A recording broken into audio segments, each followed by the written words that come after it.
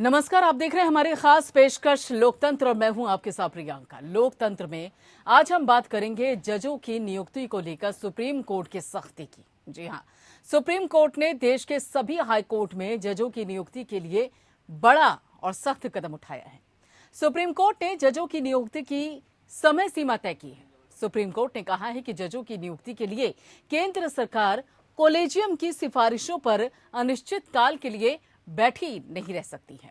सिफारिश के बाद केंद्र नियुक्तियों पर तुरंत मुहर लगाए। सुप्रीम कोर्ट ने कहा कि जजों की कमी के कारण देश के हाई कोर्ट संकट में हैं। सुप्रीम कोर्ट ने जजों की नियुक्ति के लिए जो टाइमलाइन तय की है उसके मुताबिक आईबी को हाई कोर्ट कॉलेजियम की सिफारिश की तारीख से 4 से लेकर 6 सप्ताह में अपनी रिपोर्ट केंद्र सरकार को सौंपनी चाहिए। केंद्र सरकार राज्य सरकार से विचार और आईबी से इनपुट मिलने के बाद 8 से 12 सप्ताह के भीतर सुप्रीम कोर्ट में सिफारिशें भेजें। अगर सरकार को कोई आपत्ति है तो इसी समय की अवधि के भीतर आपत्ति के कारणों को दर्ज कर इसे सुप्रीम कोर्ट कॉलेजियम के पास वापस भेजा जाए। बता दें कि हाईकोर्ट में 416 पद खाली हैं और सरकार का कहना है कि 220 नामों के लिए कॉलेजियम की सिफारिशें अभी तक नहीं मिली हैं। अब सवाल ये उठता है कि जजों की नियुक्ति में देरी के लिए आखिर जिम्मेदार कौन है? प्रक्रिया में कहां पर खामी है? सवाल ये भी है कि क्या न्यायपालिका टाइमलाइन फॉलो कर पाएगी और अब तक टाइमलाइन फॉलो क्यों नहीं की गई है? कॉलेजियम की कार्यप्रणाली में बदलाव क्यों नहीं हुआ? एमओपी पर और साथ ही केंद्र सरकार और सुप्रीम कोर्ट में सहमति आखिर क्यों नहीं बन पा रही है? कहां पर लूज पॉइंट है? और सबसे बड़ा सवाल कि आखिर जजों की नियुक्तियों पर अंतिम मोहर कब लगेगी? जानेंगे विशेषज्ञों की राय, लेकिन उससे पहले नजर डालिए इस रिपोर्ट पर।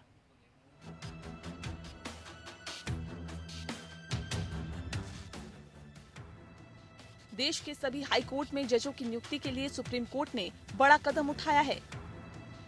सुप्रीम कोर्ट ने जजों की नियुक्ति की समय सीमा जारी कर दी है। सुप्रीम कोर्ट ने कहा है कि जजों की नियुक्ति के लिए केंद्र सरकार जज नियुक्ति पर सुप्रीम कोर्ट सख्त, कॉलेजियम की सिफारिशों पर अनिश्चितकाल के लिए नहीं बैठी रह सकती। देश के हाई कोर्ट जजों की कमी के कारण संकट में है। सिफारिश के बाद केंद्र नियुक्तियों पर तुरंत मोहर लगाए। सरकार को कॉलेजियम की सिफारिश पर कोई आपत्ति है तो विशिष्ट कारणों के साथ नामों को वापस भेजना चाहिए। कॉलेजियम नाम वापस भेजे तो केंद्र 3 से 4 सप्ताह में नियुक्त करे।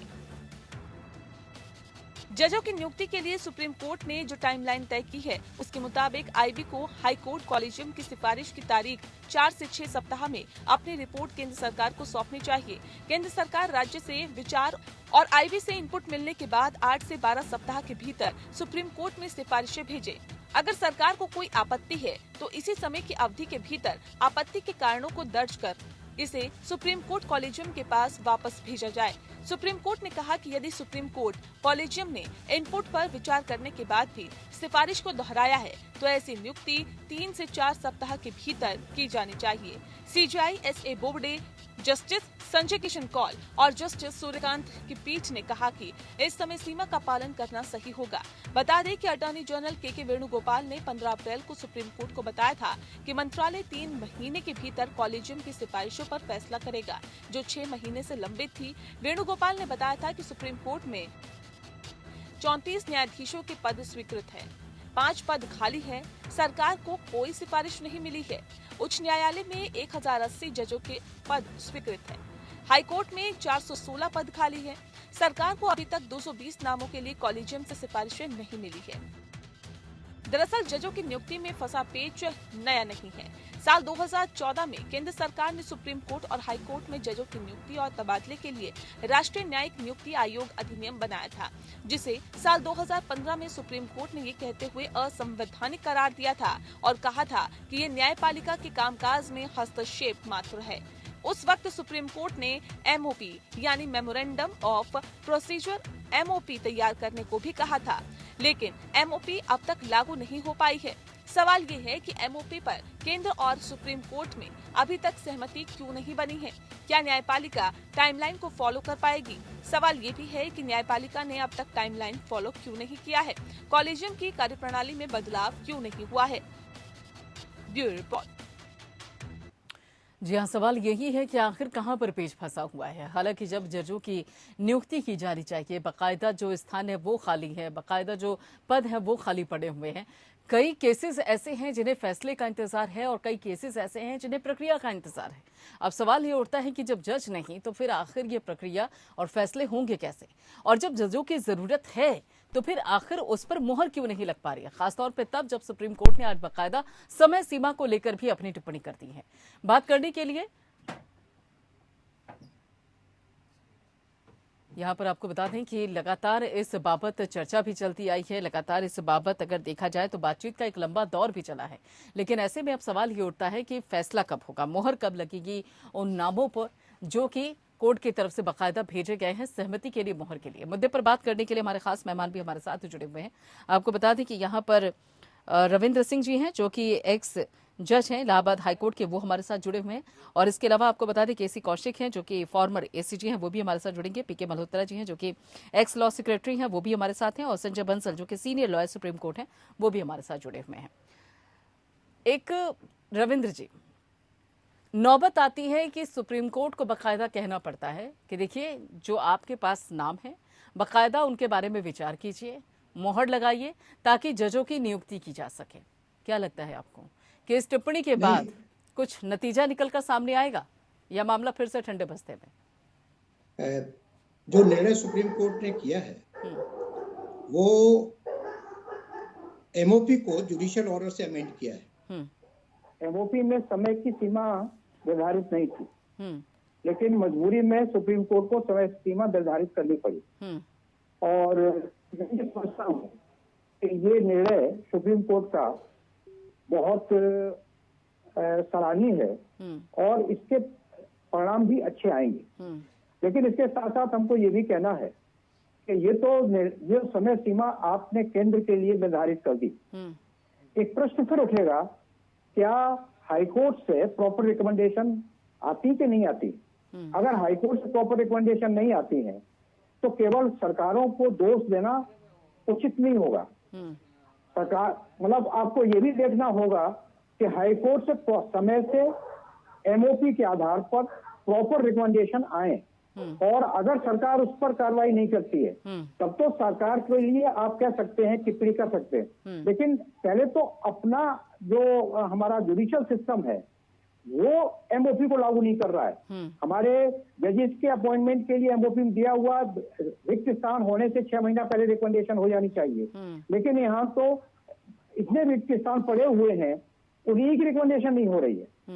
चीफ जस्टिस के लिए कहा गया है कि with in a month, retirement के 1 महीना पहले चीफ जस्टिस के लिए रिकमेंडेशन हो जानी चाहिए, लेकिन वो भी प्रॉपर नहीं है। तमाम हाई कोर्ट्स में एक्टिंग चीफ जस्टिस काम करते हैं, तो सुप्रीम कोर्ट में हमारी जजेस खाली हैं। तो ये दोनों पर अभी जो जजमेंट आया है वो केंद्र के लिए तो आया है, लेकिन अब हमारा जुडिशियल सिस्टम पर भी कुछ होना चाहिए जिससे वहां पर समय से रिकमेंडेशन हो और उसके बाद केंद्र उस पर कार्रवाई करे। बिल्कुल। यहाँ पर अगर देखा जाए रविंद्र जी, तो जो आम जन है, जो आम जनता है, टेक्निकल भाषा को उसको समझने में दिक्कत होती है, कई बार हमने देखा है। और खास तौर पे अगर देखा जाए तो जब जनता और न्यायपालिका, यही एक वो दरवाजा होता है जहां से आखिरी उम्मीद जनता की रहती है। टेक्निकल शब्द एमओपी हो गया, दूसरे अल्फाज हो गए, इनको समझ पाने में कहीं ना कहीं जनता असमर्थ रहती है। तो मैं चाहती हूँ कि एक बार आप आसान शब्दों में जनता को बताएं, हमारे दर्शकों को बताएं, हमारे लोगों को बताएं जो इस वक्त आपको देख रहे हैं, सुन रहे हैं, उन्हें समझाएं कि आखिर ये एमओपी जो प्रोसीजर आपका जिक्र आप जिसका कर रहे हैं, आसान शब्दों में क्या है इसका मतलब, और साथ ही अड़चन कहाँ पे आती है। आपने कहा कि बाकायदा कोर्ट की तरफ से, देखिए केंद्र की तरफ से तो बाकायदा देखा जाए तो कह दिया गया है कि आपके लिए समय सीमा निर्धारित कर दी गई है केंद्र सरकार के लिए, लेकिन आपने कहा कि कोर्ट की तरफ से भी होना चाहिए, कोर्ट के लिए भी कुछ इस तरह की समय सीमा होनी चाहिए। तो कहाँ अड़चन है, इसको एमओपी को ठीक से डिफाइन करते हुए बताइएगा। एमओपी का मतलब memorandum of procedure of the appointment of जजेस। ये एक सेटलमेंट है between the supreme court and the government, और उस पर बोथ आर एग्रीड।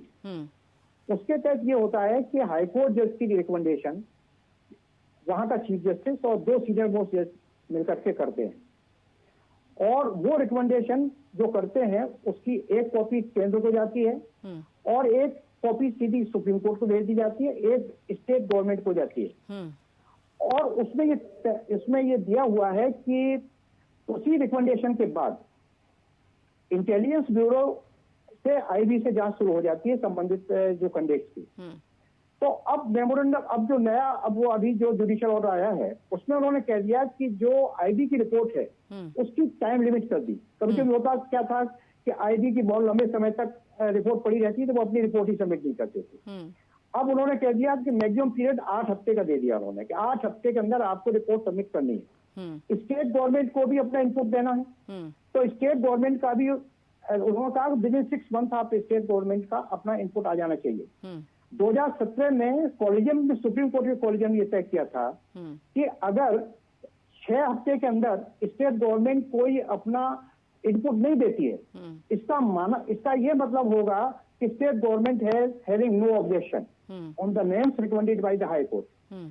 अब ये हो गया कि उनको 6 हफ्ते के अंदर उनको भी अपना इनपुट देना है, और ये आईबी की रिपोर्ट स्टेट गवर्नमेंट का इनपुट आने के बाद अब उन्होंने केंद्र को कह दिया है कि जो आपका प्रोसीजर है टाइम में, ministry of law and affairs में जो टाइम लगता है उसको आप मैक्सिमम पीरियड कह दिया होगा विद इन 12 वीक्स, 12 हफ्ते में आप उसको अब तय कर डालिए, और ये 12 हफ्ते में आप जो भी निर्णय लें और अपनी रिकमेंडेशन सुप्रीम कोर्ट कॉलेजियम के पास भेज दीजिए। सुप्रीम कोर्ट कॉलेजियम ने अब जो नया आया, पहले जो मेमोरेंडम ऑफ प्रोसीजर था उसमें टाइम का कुछ नहीं था, अब कह दिया उन्होंने कि 12 हफ्ते में आप इसको तय करिए, और जो सुप्रीम कोर्ट में आएंगे तो सुप्रीम कोर्ट भी विद इन 4 वीक्स, मतलब अपनी प्रोसेस कंप्लीट करके जो संबंधित जजेज हैं उनके कमेंट लेकर के जो भी उनका प्रोसीजर है कॉलेजियम उसको विद इन 4 वीक्स वो again ministry of the law and affairs भेज देगा। जैसे से जो वहां जाने के बाद अब उन्होंने कह दिया कि विद इन 3 वीक्स आप उसको प्राइम मिनिस्टर जी के पास भेज दीजिए for making the recommendation to the president, और अगर कोई ऑब्जेक्शन है तो आप उसको वापस भेज दीजिए, और सुप्रीम कोर्ट कॉलेजियम यदि उसको पुनः भेजता है, वेकेट करता है, तो उन्होंने कहा कि विद इन 3 और 4 वीक्स आप उसके अपॉइंटमेंट की प्रोसेस पूरी करिए। ये प्रोसेस है हाई कोर्ट जज के अपॉइंटमेंट के लिए।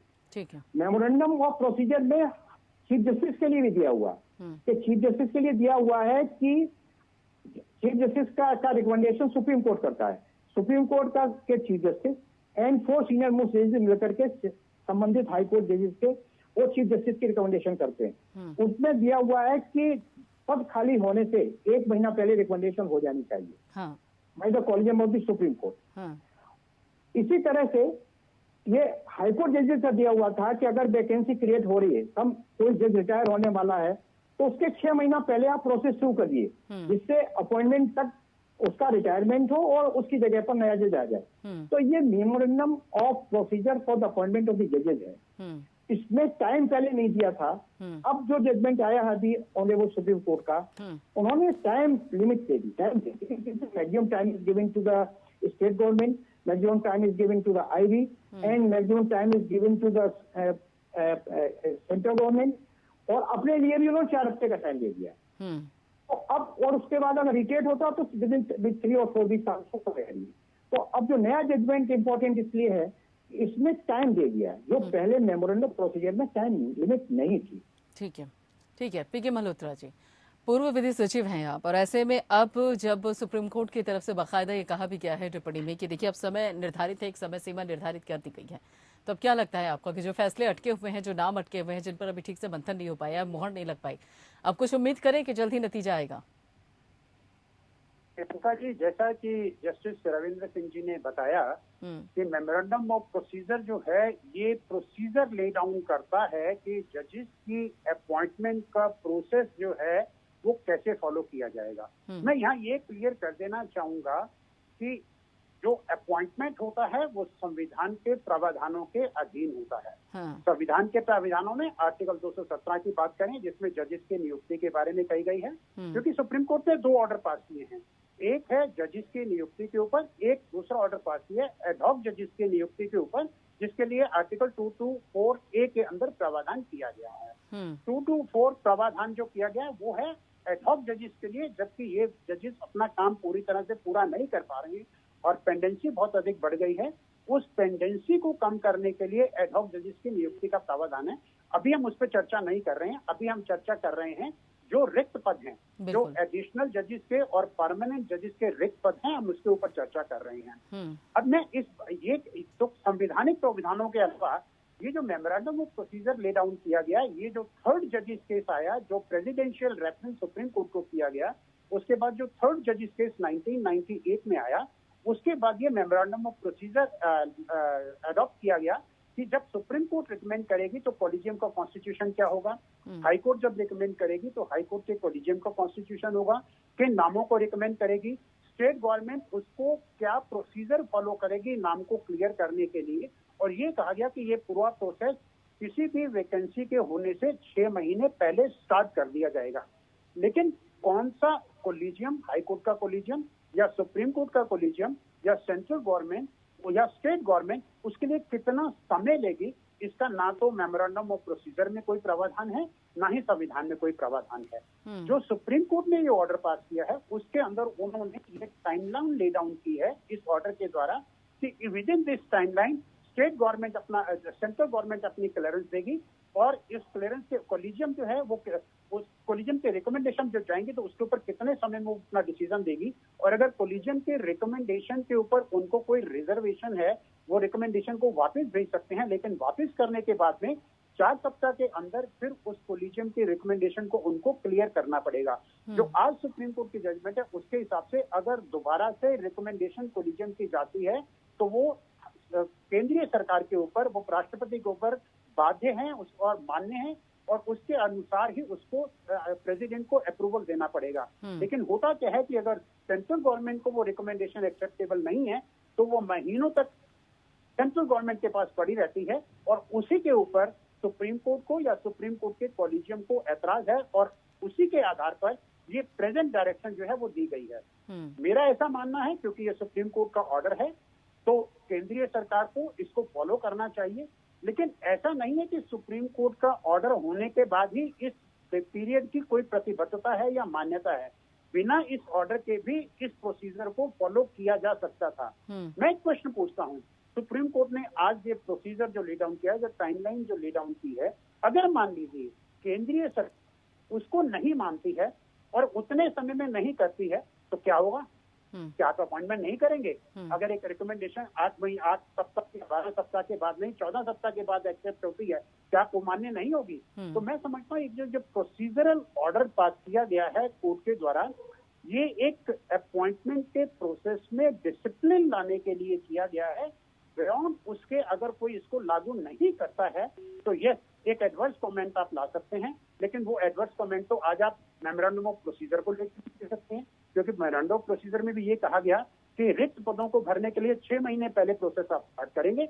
लेकिन ना तो हाई कोर्ट का कॉलेजियम उसको स्टार्ट करता है, ना ही जहां ही सुप्रीम कोर्ट का कॉलेजियम उसको फॉलो करता है। अगर सुप्रीम कोर्ट का कॉलेजियम और हाई कोर्ट का कॉलेजियम उसको फॉलो नहीं कर रहा तो केवल केंद्रीय सरकार के लिए इस तरह की टाइमलाइन को ले डाउन करना और उनको बाध्य करना कि वो इसको फॉलो करें, मैं समझता हूँ इसके ऊपर क्रिटिसिज्म भी हो सकता है। लेकिन जैसा कि मैंने कहा, क्योंकि सुप्रीम कोर्ट ने इसको दिया है तो एक सेंस ऑफ डिसिप्लिन लाने के लिए दिया गया है और उस डिसिप्लिन को लाने की आवश्यकता है ताकि रिक्त पदों को जल्दी से जल्दी भरा जा सके। बिल्कुल, यहाँ पर अगर देखा जाए तो डिसिप्लिन लाने की कोशिश है, लेकिन डिसिप्लिन आए, सबसे बड़ा सवाल ये है कि उसको फॉलो करते हुए डिसिप्लिन भी आए। केसी कौशिक जी भी हमारे साथ जुड़े हुए हैं। केसी कौशिक जी, अभी आप सुन रहे होंगे पीके मल्होत्रा जी को, बता रहे थे कि ठीक है कि एक डिसिप्लिन लाने की कोशिश की जा रही है सुप्रीम कोर्ट के जरिए जो टाइमलाइन निर्धारित की गई है, लेकिन वन साइडेड। और सबसे बड़ा सवाल ये है कि अभी भी जिन पेचों का जिक्र किया है यहाँ पर पीके मल्होत्रा जी ने, उन पेचों का क्या होगा? उनको लेकर भी तो मंथन होना चाहिए, उनको लेकर भी तो विचार होना चाहिए। खासतौर पे जो कॉलेजियम, हाईकोर्ट है, सुप्रीम कोर्ट का जिक्र कर रहे थे अभी मल्होत्रा जी, उस बाबत भी तो चर्चा होने की जरूरत है ना कि वहां से भी कदम उठे। देखिए, जहाँ तक पीके मल्होत्रा साहब का सवाल है, पीके मल्होत्रा साहब चूंकि विधि सचिव रहे हैं, उनको वास्ट एक्सपीरियंस है सरकार में कैसे काम होता है। जस्टिस रविंदर जी चूंकि वो हाई कोर्ट में जज रहे हैं, उनको हाई कोर्ट में कैसे काम होता है उनको दोनों को तजुर्बा है। इन दोनों लोगों ने अपने अपने व्यू शेयर किए। हकीकत ये है कि सरकार की यदि मनमाने लोगों के नाम सुप्रीम हाई कोर्ट से नहीं आते हैं तो उसमें वो अपने हिसाब से डिले करते हैं। ये ओपन सीक्रेट है। जो नाम उनको पसंद नहीं है, उन नामों को पसंद नहीं है तो इसलिए वो उनकी रिकमेंडेशंस को टालते रहते हैं। और ये क्रोनिक प्रॉब्लम है, ये आज की प्रॉब्लम नहीं, बहुत समय से चली आ रही है। ये बहुत आसान है ये कहना कि सुप्रीम कोर्ट की कॉलेजियम काम नहीं कर रही है, हाई कोर्ट की कॉलेजियम काम नहीं कर रही है। ये हो सकता है वो भी डिले कर रहा है, मैं इसको डिनाई नहीं करता, लेकिन असली जो डिले होता है वो स्टेट गवर्नमेंट के लेवल पे होता है, भारत सरकार के लेवल पे डिले होता है। जो पहले एमओपी की बात करें, सुप्रीम कोर्ट का पुराना निर्णय है, उसमें ये था कि यदि आपको कोई नाम कोई पसंद नहीं है, आपको कोई रिकमेंडेशन एडवर्स है, उसमें आईपी की रिपोर्ट एडवर्स है या एक्सवाइजेड एडवर्स है, तो आप उसको फाइल समेत हमको वापस कर दीजिए, हम उसको देखेंगे। यदि सर्वोच्च न्यायालय उसको रिकंसिडरेशन के लिए सब चीजें कंसिडर करने के बाद भेज देती है तो वो सरकार पर बात है, लेकिन ऐसा नहीं हो रहा है। ये जब तक पॉलिटिकल विल नहीं होगी तब तक हाई कोर्ट के जजेस के अपॉइंटमेंट इसी तरह से डिले होते रहेंगे। ये पहला ऑर्डर है जो अभी पास हुआ है जिसमें एक समय सीमा निश्चित की गई है। ये समय सीमा को जो निश्चित की है, वेलकम, ये हम सबको इसको वेलकम करना चाहिए कि जिस समय सीमा सबकी निर्धारित कर दी गई है और उसके बाद हाई कोर्ट के जजेस अपॉइंट होती है। तो मेरा ऐसा मानना है शायद हमको एडॉल्ट जजेस की जरूरत नहीं पड़ेगी, क्योंकि सुप्रीम कोर्ट ने अपने ऑर्डर को 2 पार्ट में कहा है। एक पार्ट उन्होंने कहा है कि जो हाई कोर्ट के जजेस हैं या सुप्रीम कोर्ट के जजेस के अपॉइंटमेंट में देरी हो रही है, जिसकी वजह से पेंडेंसी लगातार बढ़ रही है। जब पेंडेंसी लगातार बढ़ रही है तो उन्होंने ये कहा है कि जो आर्टिकल 224A है उसमें हम एडॉल्ट जज अपॉइंट करेंगे, लेकिन समस्या इस बात की अपॉइंटमेंट तो अल्टीमेटली भारत सरकार को करना है। अल्टीमेटली प्रेसिडेंट वारंट इशू करेंगे, प्रेसिडेंट को वारंट इशू करने के प्रोसीजर है, भारत सरकार उस प्रोसीजर को बनाएगी तब वो अपॉइंटमेंट होगा, तब प्रेसिडेंट साहब के उस पर हस्ताक्षर होंगे। चाहे वो एडहॉक अपॉइंटमेंट हो चाहे वो रेगुलर अपॉइंटमेंट हो, दोनों केस में ही आपको भारत सरकार को अपनी जिम्मेदारी समझनी पड़ेगी कि न्यायपालिका में जजों की यदि कमी है, हमको विदाउट एनी पॉलिटिक्स हमको उनको भरना चाहिए।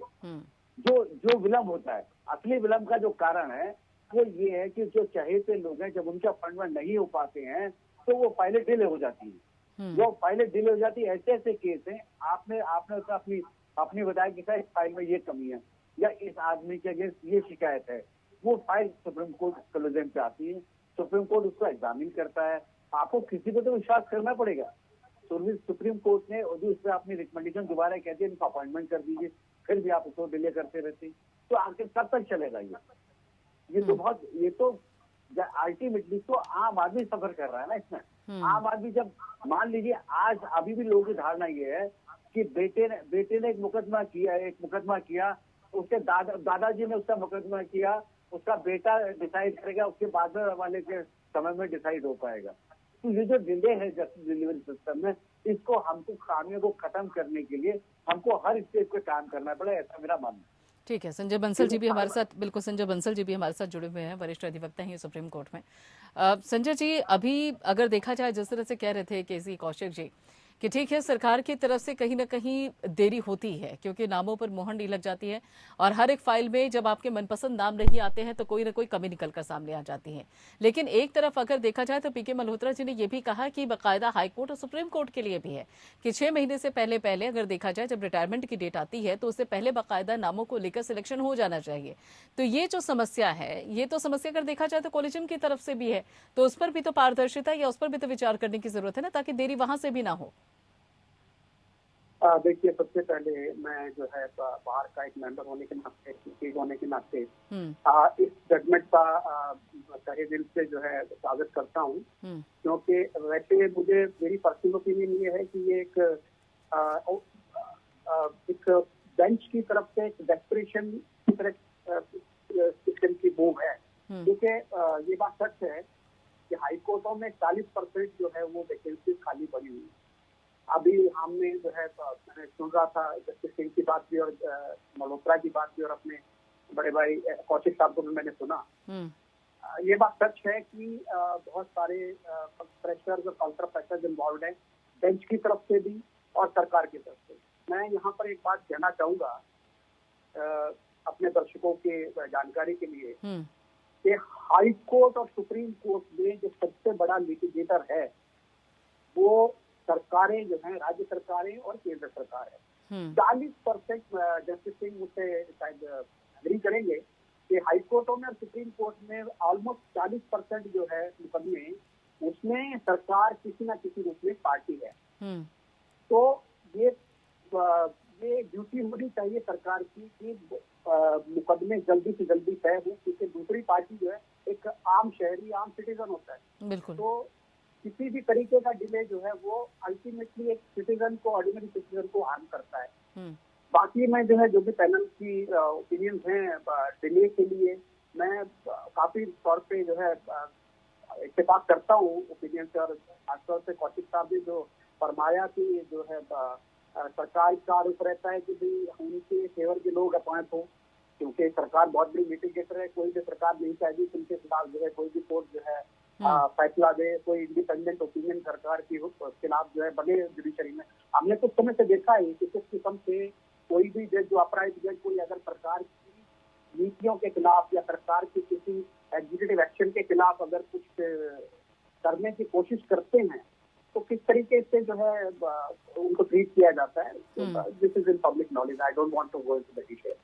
लेकिन coming back to the question, सरकार की और बेंच की दोनों की ही जिम्मेदारी होनी चाहिए, क्योंकि सरकार का काम है लोगों के लिए सर्व करना, और सर्विस जो है वो न्यायपालिका और वकील, हम जो we are the stakeholder, और हम we are serving the people of the country, litigate common litigate जो कंज्यूमर है। तो आज की डेट में जो मुकदमों का ढेर लगा हुआ है, खासतौर से पिछले 2 साल में, ये कोरोना काल में जिस तरीके से पायलअप हुआ है, मैं आपको बता सकता हूँ कि जब कोर्ट पूरी तरीके से फंक्शन करने लगेगी, इस 2 साल के बैकलॉग को क्लियर करने में प्रियंका जी, मैं आपको आश्वस्त पूरी तरीके से आश्वस्त हूँ, और अपने दर्शकों को मैं कहना चाहता हूँ कि कम से कम 5 से 7 साल इस बैकलॉग को क्लियर करने में लगेंगे।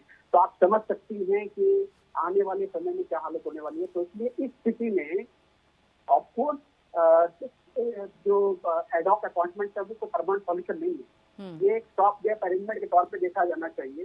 क्योंकि जब हाईकोर्टों में 40%, 35%, 30% जो उनकी टोटल पेंशन स्ट्रेंथ है उसकी अपॉइंटमेंट नहीं हो रही है, चाहे कॉलेजियम की वजह से ना हो या सरकार की उन सिफारिशों को ना मानने की वजह से ना हो, किसी भी कारण से हो, मैं उन कारणों में नहीं जाना चाहता क्योंकि बहस अदरवाइज बहुत लंबी हो जाएगी। लेकिन ये बात सच है कि आज हाईकोर्टों में किसी भी आप मानेंगे 5 बड़ी हाईकोर्टों में जो है वो लाखों मुकदमे पेंडिंग हैं, और उनपे जो वैकेंसियां हैं 30 से 35% उनके टोटल 35 वैकेंसी जो है आज की डेट में पेंडिंग है। जबकि कॉन्स्टिट्यूशन हमारा ये कहता है कि आपको प्रिज्यूम करके पहले से प्रोसेस शुरू करना चाहिए जो अपकमिंग वैकेंसी है। बिल्कुल, यानी कि वही चीज, उसी चीज को लेकर बात हो रही है कि जिस चीज को लेकर प्रोसेस पहले से शुरू हो जाना चाहिए वो अंत तक नहीं हो पाता है, और उसके बाद जो अगला प्रोसीजर होता है जो मोहर लगने का है, यानी कि सरकार के एंड से, वहां पर भी पेच फंसने शुरू हो जाते हैं। सवाल यही है क्या सामंजस्य की कमी है? बात करेंगे इस पर। लोकतंत्र में आज चर्चा हो रही है जिस तरह से सुप्रीम कोर्ट की तरफ से आज की टिप्पणी की गई, बाकायदा ये कहा गया कि कहीं ना कहीं जो रिक्तियां पड़ी हुई हैं खासतौर पर हाईकोर्ट और सुप्रीम कोर्ट में, उस बाबत अगर जजों की नियुक्तियां होनी है तो उसके लिए जरूरत है कि केंद्र सरकार की तरफ से सहमति जल्दी आ जाए, और उसके लिए बाकायदा सुप्रीम कोर्ट की तरफ से समय सीमा भी निर्धारित कर दी गई है। लेकिन उसके अलावा भी अगर देखा जाए तो कई पेच हैं जिसको लेकर विचार करने की जरूरत हो सकती है। लेकिन उसके साथ साथ आपको बता दें कि एक शब्द और भी इससे पहले बीच में आया था, NJAC, आखिर उसको लेकर क्या रुख है कोर्ट की तरफ से, सरकार की तरफ से? इस मुद्दे पर भी बात करेंगे। हमारे मेहमान हमारे साथ जुड़े हुए हैं। रविंद्र जी, इससे पहले एक शब्द और चर्चा में आया था बाकायदा, अगर देखा जाए तो ये नेशनल जुडिशियल अपॉइंटमेंट कमेटी, इसको लेकर भी हम चाहेंगे कि एक बार आप जो डेफिनेशन है इसकी सही तरीके से हमारे दर्शकों को समझाएं, और साथ साथ जब इस पर भी चर्चा हो चुकी है तो अगर इसको लागू किया जाए, क्या आप समय वो आ चुका है, और अगर नहीं तो इसमें क्या पेच है जिसकी वजह से इस पर भी दिक्कतें बनी हुई हैं? प्रियंका जी, ये इश्यू सुप्रीम कोर्ट के सामने आया और गवर्नमेंट के प्रपोजल को सुप्रीम कोर्ट ने डिक्लाइन कर दिया, नॉट एक्सेप्टेड। ये इशू फाइनली डिसाइड हो चुका सुप्रीम कोर्ट से, और ये सिस्टम वो था जैसे IAS IPS का सिलेक्शन होता है उसी तरह से जजेस का सिलेक्शन हो। तो इस पर सुप्रीम कोर्ट एग्री नहीं है, ठीक है, बहुत सी रीजंस हैं और उस पर चर्चा हम आपसे शॉर्ट में कर सकते हैं कि न्यायपालिका में जो लॉयर हैं, लॉयर को जो एक्सपीरियंस होता है कोर्ट में काम करने से, तरह तरह के केस को बहस करने से, तैयारी करने से, सीनियर लॉयर्स के साथ में रहने से जो अनुभव होता है वो किताबों से पढ़ के नहीं हो सकता। और ये सिस्टम जो आप सिलेक्शन सिस्टम ला रहे थे IAS IPS पैटर्न पर, वो तो किताबों के पढ़ने के आधार पर आप सिलेक्शन लाना चाह रहे हैं। ठीक है, तो ये न्याय करना है। न्याय के लिए आदमी को मैच्योरिटी चाहिए, उसको एक्सपीरियंस चाहिए। तो एक्सपीरियंस कहाँ से मिलेगा? किताबों से तो आप पढ़ लेंगे, आप आर्टिकल पूरे याद कर लिए, संविधान रट डालिए, IPC रट डालिए, CPC रट डालिए, CRPC रट डालिए, लेकिन इससे आप मुकदमा तय नहीं कर सकते। वो तो प्रोविजन देंगे आपको, लेकिन आपका माइंड किस तरह से काम करता है, ये लॉयर जब बहस करता है, कोर्ट में आता है, जब तरह तरह के मुकदमों को बहस करता, तैयारी करता है, तब उसको अनुभव होता है क्या मुकदमा किस लाइन पे जाना चाहिए, क्या इसमें बहस होनी चाहिए, क्या इसके संभावित रिजल्ट हो सकते हैं। तो अच्छे लॉयर पक्ष विपक्ष की दोनों तैयारी करते हैं। ठीक है, तो हम जो सुप्रीम कोर्ट का व्यू है कि नहीं ये सिस्टम सही नहीं है, गवर्नमेंट का प्रपोजल रिजेक्ट किया है, हम इससे पूर्णतः सहमत हैं और इसको अप्रिशिएट भी करते हैं। एक कारण और हम आपको बता दें कि कभी नहीं चर्चा हुई कि जो लोग बाहर से आते हैं, और हमारे यहाँ 66% जो है हाई कोर्ट जजेस का, वो 66-67% जो है बाहर से है, और 33% जो है वो सर्विस से आते हैं एचजीएस से। कभी चर्चा इस पर में होनी चाहिए कि जो बाहर से लोग आए हैं जजेस, उनका मुकदमा तय करने की कैपेसिटी क्या है, उनका डिस्पोजल रेट क्या है, उनकी कोर्ट एफिशिएंसी क्या है, और जो लोग एचजीएस से आए हैं, जैसे IAS IPS पास करके आए, उनका कोर्ट परफॉर्मेंस क्या है, उनका डिस्पोजल रेट क्या है। प्रियंका जी, हम आपसे ये निवेदन करेंगे कि अब चर्चा अगर हो तो इस पर भी हो जाए कि अगर सुप्रीम कोर्ट ने इस चीज को नहीं माना तो बहुत उचित कारण है कि जज होना अलग बात है, काम करना अलग बात है। जो लोग बाहर से आते हैं they are very very competent person, उनका काम करने का तौर तरीका, उनके निर्णय लेने का तरीका, उनकी एफिशिएंसी अब मार्क है। तो आप न्याय देने के लिए आए हैं, कोई नौकरी करने के लिए नहीं आए। फिर जब ये कहा जाता है कि अच्छे लॉयर आना नहीं चाहते, क्या मतलब हुआ? एक तरफ तो आप ये कहते हैं कि अच्छे लॉयर आना नहीं चाहते, एक तरफ कहते हैं कि हम लॉयर की सिलेक्शन नहीं करना चाहते, क्या मतलब हुआ है? तो क्या ये अच्छे लॉयर नहीं आना चाहते हैं, ठीक है, तो क्या मतलब ये हुआ, ये क्या ये समझने की कोशिश हम कर सकते हैं रविंद्र जी की कहीं ना कहीं अगर देखा जाए तो सरकार की तरफ से क्या न्यायपालिका में दखल अंदाजी, इन अल्फाजों का इस्तेमाल कर सकते हैं क्या, कि सरकार न्यायपालिका में भी दखल अंदाजी करना चाहती है नियुक्तियों को लेकर, पदों को लेकर, जजों को लेकर? ये अल्फाज सही रहेंगे? प्रियंका जी देखिए, हम इस भाषा को, इस टर्मिनोलॉजी को हम यूज नहीं करना चाहते। अभी कौशिक जी ने बहुत कुछ कह दिया, ठीक है, तो ये दोनों तरफ से है। हाँ। हम इसको थोड़ा सा कौशिक जी की बात को थोड़ा सा मॉडिफाई कर रहे हैं। ये दखलंदाजी दोनों तरफ से जी। जो टॉप पर बैठे हुए गवर्नमेंट में और जो टॉप में बैठे हुए न्यायपालिका पे, ये आरोप अगर लगेंगे तो दोनों तरफ जाएंगे। ठीक है, क्योंकि दोनों ही लोग अपनी अपनी लाइकिंग के, अपनी अपनी चॉइस के और अपने ग्रुप के लोगों को लाना चाहते हैं। ठीक है, तो ये जो कन्फ्रंटेशन है, हाँ। इसका डिले का ये भी एक one of the important reason है। कौशिक जी ने जैसा भी कहा, हम बिल्कुल उनसे सहमत हैं, लेकिन ये बीमारी जो है जो नहीं होनी चाहिए टॉप लेवल पर, वो दिखाई देने लगती है, इस पे आम लोग कहने लगते हैं। कैसे? उदाहरण के तौर, मैं किसी का नाम नहीं लूंगा, एक हाई कोर्ट के चीफ जस्टिस का एलिवेशन हुआ सुप्रीम कोर्ट के लिए, वो सुप्रीम कोर्ट आए और वो चीफ जस्टिस के साथ उनकी बेंच बनी। एक लॉयर स्टेट की ओर से अपियर कर रहे थे, वो केस स्टेट की तरफ से प्रॉपर्ली पुट नहीं कर रहे थे, या जो भी कारण है तैयारी नहीं थी। तो चीफ जस्टिस ने जो ब्रिजर जज थे उनसे पूछा कि Breezer do you know him? तो उन्होंने कहा नो। तो चीफ जस्टिस ने कहा Breezer you don't know him, but you have recommended his name for High Court judge. मतलब क्या हुआ? चीफ जस्टिस जो नाम रिकमेंड करके आए हैं वो उस व्यक्ति को ही नहीं जानते, उस लॉयर को नहीं जानते हैं कि हमने नाम किसका रिकमेंड किया। मेरिट तो छोड़ दीजिए। तो 3 चीजें होती हैं आदमी के अपॉइंटमेंट के लिए। Merit number 1, integrity and honesty and efficiency. अगर तीनों चीजों पर ही बेईमानी न की जाए और ईमानदारी से काम किया जाए तो हम समझते हैं भविष्य में कोई चर्चा करने का इशू रहेगा ही नहीं। ठीक है, पीके मल्होत्रा। लेकिन टॉप लेवल पर बैठे लोगों से हम ये उम्मीद करते हैं कि वो इन चीजों को ध्यान रख करके आगे इस पर बढ़ेंगे। ठीक है, पीके मल्होत्रा जी, अभी कौशिक जी भी कह रहे थे और कहीं ना कहीं अगर देखा जाए तो दबी जुबान में रविंद्र जी ने भी कह दिया कि दखल अंदाजी चाहता है। अगर देखा जाए तो सरकार की तरफ से एक दखल अंदाजी चाहिए, अपने मनपसंद जो जज हैं, अपने मनपसंद जो पदों पर अपने मनपसंद दीदा लोगों को बिठाना चाहते हैं। इन आरोपों को कैसे खारिज कीजिएगा, क्या सफाई है? प्रियंका जी, हमें ये बात जानना, हमारे दर्शकों को ये बात जानना आवश्यक है कि नेशनल जुडिशियल अपॉइंटमेंट कमीशन का जो बिल लाया गया और उसके साथ साथ जो संविधान में संशोधन प्रपोज किए गए सरकार द्वारा या पार्लियामेंट द्वारा पास किए गए, उसका कारण क्या था, उसकी बैकग्राउंड क्या थी। इसके लिए हमें शुरू में जाना पड़ेगा। जब कोलिजियन सिस्टम नहीं था उससे पहले एग्जीक्यूटिव ही जजेस की नियुक्ति करती थी, अपॉइंटमेंट करती थी।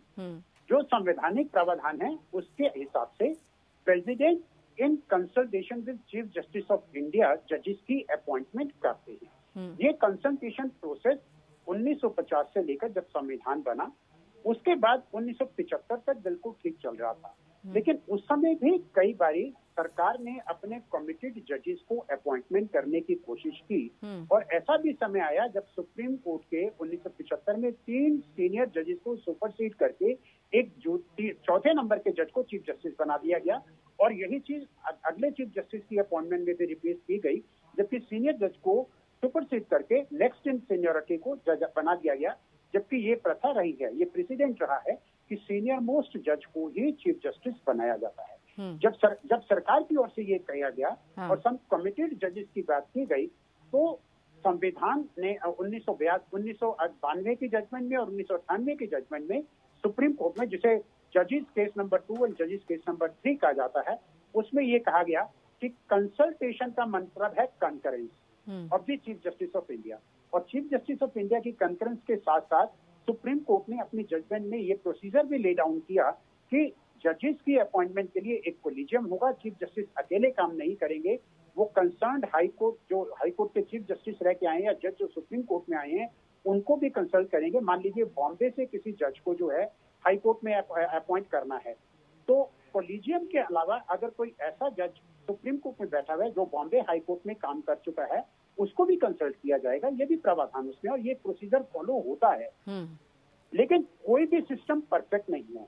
जब एग्जीक्यूटिव अपॉइंटमेंट करती थी तो जब उस एग्जीक्यूटिव की अपॉइंटमेंट में वाइसेस आए तो सुप्रीम कोर्ट ने by way of interpreting the constitution ये काम अपने हाथ में ले लिया और ये कहा कि इसकी अपॉइंटमेंट सुप्रीम कोर्ट करेगी ताकि इंडिपेंडेंस ऑफ जुडिशरी जो है उसको किया जा सके।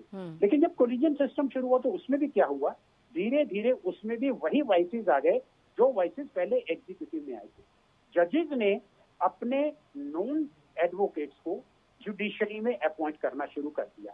तो जो जुडिशरी के ऊपर एलिगेशन लगने शुरू हुए कि भाई भतीजावाद हो रहा है, ब्रदर जजेस की अपॉइंटमेंट हो रही है, नेफ्यूज की, नीजेस की अपॉइंटमेंट हाई कोर्ट में हो रही है, जिसको लिए सरकार ने फिर ये सोचा कि let there be an independent body with the name of national judicial appointment commission, जिसमें सुपरमेसी जुडिशरी की ही रहेगी लेकिन उसमें एग्जीक्यूटिव का एक रिप्रेजेंटेटिव भी रहेगा। नेशनल जुडिशियल अपॉइंटमेंट कमीशन का जो कॉन्स्टिट्यूशन सजेस्ट किया गया था ये इस गवर्नमेंट ने नहीं किया, उससे पहले वाली गवर्नमेंट एनडीए गवर्नमेंट ने भी किया था। उसकी चेयर जो होंगे उसके लिए एक सेक्रेटेरिएट होगा, उस सेक्रेटेरिएट में जो कैंडिडेट अप्लाई करना चाहते हैं वो अप्लाई करेंगे, उनके नाम आएंगे और उसके जजेस जो है कॉलेजियम भी उनमें रिकमेंड करेगा। वो सारे नाम एक साथ जो है सेक्रेटेरिएट एक डाटा मेंटेन करेगा, उस डाटा में से जजेस की अपॉइंटमेंट ये कॉलेजियम कंसीडर करेगा। और कॉलेजियम का कॉन्स्टिट्यूशन क्या होगा, chief justice of India, 2 senior most जजेस और 2 इंडिपेंडेंट एमिनेंट पर्सन, जिसका सिलेक्शन कौन करेगा, chief justice of India, speaker of the house and prime ठीक है। Minister of India. ठीक, अभी तक इंडिपेंडेंट पर्सन। ठीक है, अभी तक सरकार की तरफ से सिर्फ एक लॉ मिनिस्टर ही रहेंगे, हाँ, सिर्फ वही रहेंगे। लेकिन इसको सुप्रीम कोर्ट ने स्ट्रक डाउन कर दिया ये कह करके कि this is independence in the functioning of the judiciary and it destroy the basic structure of the constitution. ठीक है। मेरा ऐसा मानना है कि अगर उसमें कोई बेसिक स्ट्रक्चर को डिस्ट्रॉय करने की बात थी, उसको लुक आफ्टर करके शायद नेशनल जुडिशियल अपॉइंटमेंट कमीशन के कॉन्सेप्ट को दोबारा से लाया जा सकता है, ताकि इंडिपेंडेंस और इम्पार्शियलिटी और जिस ट्रांसपेरेंसी की हम बात कर रहे हैं अपॉइंटमेंट ऑफ जजेस की, उस ट्रांसपेरेंसी को हम दोबारा से देख पाएं और वो एक इंडिपेंडेंट बॉडी के थ्रू ही आ पाएगी। कहीं ना कहीं अगर देखा जाए तो लगातार ये कहा जाता है, सरकार की तरफ से कहा जा रहा है कि जो नाम आते हैं उसमें कहीं ना कहीं दाग निकलता है, जिसके चलते जो प्रक्रिया है उस पर मुहर लगाने में वक्त लग जाता है। उधर अगर देखा जाए जुडिशरी की तरफ से बाकायदा बयान आता है कि कहीं ना कहीं सरकार अपने लोगों को बैठाना चाहती है बड़े पदों पर, जिसके चलते प्रक्रिया में एक अड़चन सामने आ जाती है, कई रोड़े सामने आ जाते हैं। तो ऐसे में क्या सवाल ये उठता है, सामंजस्य की कमी है, एक कम्युनिकेशन गैप है, जिसकी वजह से जो नियुक्तियां हैं वो नहीं हो पा रही हैं जजों के पदों पर। बात करने के लिए हमारे खास मेहमान हमारे साथ जुड़े हुए हैं, यहाँ पर केसी बंसल जी भी हमारे साथ हैं, केसी कौशिक जी हमारे साथ हैं इस वक्त। केसी कौशिक जी, अभी आपने बात सुनी रविंद्र जी की भी और उसके साथ साथ पीके मल्होत्रा जी की भी। सारी बात सुनने के बाद ऐसा लगता है जैसे एक बातचीत को लेकर सामंजस्य नहीं है, पारदर्शिता नहीं है, जिसके चलते सिर्फ आरोप प्रत्यारोप लगते हैं, लेकिन कोई दूसरा विकल्प निकलकर सामने नहीं आता। अगर एनजेएसी को लेकर बात इतनी पारदर्शी हो सकती है तो उस पर विचार करने में आखिर दिक्कत क्या है? देखिए, जहाँ पर एनजीएसी का सवाल वो राइट और रॉन्ग, सर्वोच्च न्यायालय ने उसको स्ट्रक डाउन कर दिया है। जब तक वो दोबारा वो नियम नहीं बनाते, दोबारा एक्ट नहीं बताते हैं, उसको एग्जामिन नहीं होता, तब तक एनजीएसी को डिस्कस करना वो बहुत ज्यादा अच्छा नहीं होगा। क्योंकि आज की डेट में सर्वोच्च न्यायालय जो उसका निर्णय दे चुका है, उस निर्णय के बाद एनजीएसी का डिस्कशन का कोई मुद्दा नहीं है। क्योंकि एक बार सर्वोच्च न्यायालय ने कोई निर्णय दे दिया है तो भारतीय संविधान का जो आर्टिकल 142 है उसके माध्यम वो निर्णय हम सब पे मान्य है, चाहे वो भारत सरकार हो चाहे वो आम नागरिक हो। अब जैसे जस्टिस रविंद्र सिंह जी ने बताया, वो बात अपनी जगह बिल्कुल सही है कि ऐसा होता है। जैसे उन्होंने एक एग्जाम्पल दी, वो एग्जाम्पल मेरी पर्सनल जानकारी में भी है, किसी का नाम लेने से कोई फायदा नहीं है, क्योंकि मैं उस टाइम एसएसजी था, इलाहाबाद मेरे पास था, और रविंद्र सिंह जी की व्यक्तिगत जानकारी है और जो सुप्रीम कोर्ट है वो भी इनकी व्यक्तिगत जानकारी है। ये प्रॉब्लम तो दोनों तरफ से, लेकिन कहाँ ज्यादा है कहाँ कम है, ये ऐसा टेन करना बड़ा मुश्किल है। लेकिन न्यायपालिका को यदि जिम्मेदारी, हमारे भारत संविधान के माध्यम न्यायपालिका की ये जिम्मेदारी है कि न्याय होना चाहिए, तो आपको उनको प्राथमिकता तो देनी पड़ेगी। और यदि वो भाई भतीजावाद के एलिगेशन उन पे लगते हैं, उसको चेक एंड बैलेंसेस के लिए लॉ मिनिस्टर साहब चीजें से बात कर सकते हैं, आप कोलिजन से बात कर सकते हैं, लेकिन चीजों को अटकाना या रोकना वो किसी के हित में नहीं है। क्योंकि यदि पेंडेंसी बढ़ती रहेगी तो अल्टीमेटली न्यायपालिका पर लोगों का विश्वास खत्म हो जाएगा। जिस दिन न्यायपालिका विश्वास खत्म हो जाएगा उस दिन मुल्क की क्या हालत होगी, इसका आपको किसी को अंदाज नहीं है। मैं आपको व्यक्तिगत जानकारियां बता रहा हूँ कि मार्च 2020 से और अब हम लोग अप्रैल 2021 में हैं। आप कोई डेटा उठा लीजिए, हाई कोर्ट की उठा लीजिए, सुप्रीम कोर्ट की उठा लीजिए, कितने मैटर में हम फैसला कर पाएंगे। आजकल बीसी हियरिंग हो रही है, बीसी हियरिंग में वकील प्रॉपर अपना केस ही नहीं पुट अप कर पा रहे हैं। मेरा कहने का मतलब ये है कि 1.25 साल से 1 साल से ज्यादा हो गया, 1 साल से ज्यादा मुकदमों का निर्णय नहीं हो पा रहा है। एनजीएसी बनाने की तो बात की बात है, पहले तो हमको ये देखना पड़ेगा 1 साल से जो मुकदमे लंबित है, जिनकी अर्जेंट हियरिंग होनी है, उनको हम कैसे करें। उसको हमको ये सिस्टम में कोई कमी है। बीसी हियरिंग में यदि बार बार कनेक्टिविटी टूटती है तो हमको ठीक करना होगा। ये तो सरकार की जिम्मेदारी है कि यदि कनेक्टिविटी टूटती है तो प्रॉपर से, यदि वकील अपनी बात पूरी जजेस के सामने रख ही नहीं पा रहा है, जजेस पूरी बात सुन ही नहीं पा रहे हैं, तो फैसले कैसे आएंगे? अल्टीमेटली डिले होते रहेंगे। तो जहां तक इस बात का सवाल है, जैसे मल्होत्रा जी ने कहा कि पारदर्शिता तो सबके हर स्टेज पे जरूरत है। यदि आप पारदर्शिता नहीं करेंगे तो करप्शन तो बढ़ेगा। वो करप्शन चाहे उसको कहो के भाई भतीजा हो रहा है, चाहे वो करप्शन इसका वो आज एक्स पार्टी की सरकार है, वो अपने चहेते को जज बनाना चाहती है, तो ये पार्टी जाएंगे ना, वो खत्म होगा ना ये खत्म होगा। लेकिन आपको टाइम बाउंड तो करना ही पड़ेगा यदि आपको जस्टिस डिलीवर सिस्टम को इफेक्टिव बनाना है। यदि जस्टिस डिलीवरी सिस्टम को इफेक्टिव नहीं बनाना है तो आप कितना टाइम फिक्स करके कुछ नहीं होगा। अब इश्यू ये अराइज होगा कि जो जुडिशियल साइड पे पहली बार सुप्रीम कोर्ट ने टाइम फ्रेम फिक्स किया है, इस टाइम फ्रेम को सुप्रीम यदि भारत सरकार नहीं मानती तो क्या होगा? या तो सर्वोच्च न्यायालय ने ऐसा दिखा है कि यदि वो विदिन टाइम नहीं करते हैं तो कंटेम्प्ट की कार्रवाई करें, अदरवाइज आप कैसे इम्प्लीमेंट करेंगे? ठीक है, सरकार ये जिसको डिले करे तो इम्प्लीमेंटेशन कैसे होगा? बिल्कुल ठीक है, उसका जवाब भी शायद बिल्कुल ये भी अपने आप में एक सवाल है। बंसल जी, अभी जिस तरह से अगर बार की भूमिका को देखा जाए या फिर ये माना जाए संजय बंसल जी कि आखिर बार किस तरह से एमओपी को और साथ ही एनजेएसी को देखता है, उसका क्या रवैया है, उसकी क्या अपना दृष्टिकोण है इन दोनों मुद्दों को लेकर? देखिए प्रियंका जी, मैं एक बात से शुरू करना चाहूंगा आपके सवाल का जवाब कि कोई भी इंस्टीट्यूशन जो है उसके चलाने वाले लोगों से बेहतर नहीं होता। तो जो लोग किसी भी आप 50 किस्म के इंस्टीट्यूशन बना लीजिए, 50 किस्म के सिस्टम आप अपॉइंटमेंट के लिए सजेस्ट कर दीजिए, जब तक उनके चलाने वाले लोगों की नीयत साफ नहीं होगी, उनके अंदर ये भावना नहीं होगी कि जो हमारा अल्टीमेट कंज्यूमर है इस सिस्टम का, वो जो है लिटिगेंट, उसके भले की बात हो, तब तक आप 50 किस्म के सजेशन लेके आ जाइए, कोई फायदा नहीं होने वाला। जहाँ तक बार का सवाल है, बार ने हमेशा से एनजेएसी का विरोध किया है, कर रहे हैं और करते रहेंगे। तो ये मैं पहले ही कह चुका हूँ क्योंकि सरकार खुद एक बहुत बड़ी लिटिगेंट है। सरकार के हाथ में ये पावर किसी भी लिहाज से नहीं जानी चाहिए अपॉइंटमेंट की। जो भी सिस्टम में कमियां हैं अपॉइंटमेंट की, जो कॉलेजियम सिस्टम में जो कि बहुत इवॉल्व किया है सिस्टम में, इसको आप ऐसे ही दरकिनार नहीं कर सकते। बहुत लोगों ने बहुत कंट्रीब्यूट किया है सिस्टम। ये बात। दूसरी बात, मैं सरकार की नीयत से बहुत बड़ा शब्द जाहिर करना चाहता हूँ कि एक तरफ तो ये जो हमारी प्रेजेंट सरकार है, वो जो एग्जीक्यूटिव सिलेक्शन का प्रोसेस है हमारे यहाँ, जो आईएएस या आईपीएस ऑफिसर जो सरकार में जो है, जो सरकार चलाने वाले जो हमारे लोग हैं, उनको हटा के कॉर्पोरेट कल्चर के तहत जो इंडस्ट्री के लीडर्स हैं, जो मैनेजमेंट के गुरु हैं, या उन लोगों को सरकार की कार्यशैली में समाहित करने के लिए कुछ लोगों को उन्होंने अभी आपको पता होगा, उन्होंने कुछ 8-10 लोगों को उसको अपॉइंट किया है एक नई सिस्टम के तहत। एक तरफ तो सरकार का रुख ये है कि जो लोग एक्सपर्ट हैं उन लोगों के हाथ में जो है मैनेजमेंट दिया जाए सरकार।